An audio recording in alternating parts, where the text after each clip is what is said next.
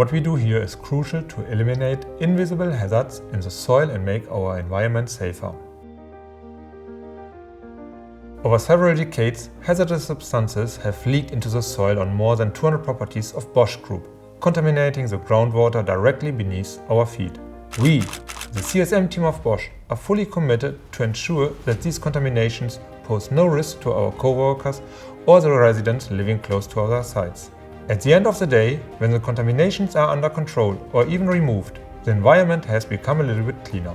The Contaminated Sites Management team, short CSM team, plays a central role in the investigation and remediation of contaminated sites. The team consists of professionals dedicated to minimizing environmental risks and finding sustainable solutions, including experts based in Germany and regional coordinators operating directly on site around the world. In general, the CSM process is divided into 3 phases: 2 investigation phases and, if necessary, a final remediation phase. Phase 1, the historical research investigation, is focused on reviewing past and present documents and maps, as well as interviews with long-standing employees. This provides valuable insights into past production processes. The findings from this research are used to identify suspicious areas, so-called areas of potential concern.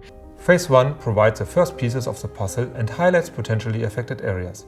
However, at this stage, those are only presumptions, as no samplings and analysis has been done. In Phase 2, the exploratory investigation, we carry out the first drillings to collect soil and water samples to identify the actual levels of contamination.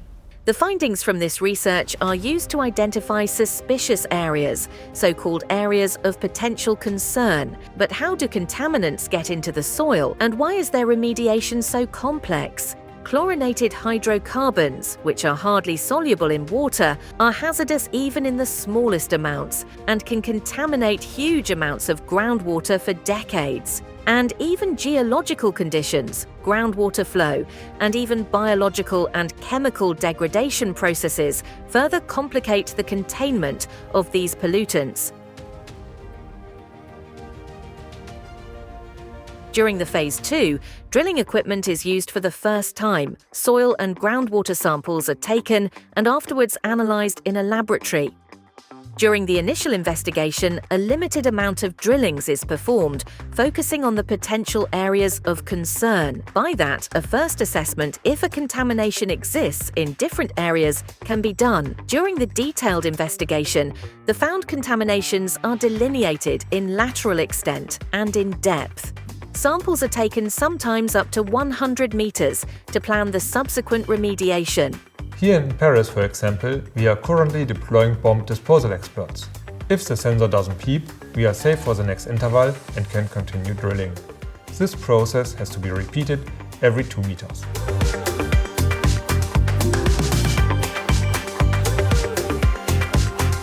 Phase 3 focuses on remediation. If the type of pollutant and accessibility allow it, the contamination is treated in situ, meaning directly deep down in the soil or groundwater. These so-called in situ methods use chemical, biological, or even thermal technologies. If the contamination source is accessible, an ex situ method can also be used. In this case, the contaminated soil is excavated and treated on-site or off-site. At the site in Lisa near Barcelona, for example, 2 methods are currently being combined. In the first zone, excavation is carried out to a depth of up to 3 meters within a sealed enclosure that prevents dust and pollutants from escaping. In the second zone, a thermal in situ remediation is planned. The soil will be heated up to 120 degrees Celsius using heating elements. This causes the contaminants to vaporize. Afterwards, they can be extracted and adsorbed to activated carbon filters. The work of the CSM team is complex and invaluable. It's no coincidence that some partners refer to the team as guardian angels.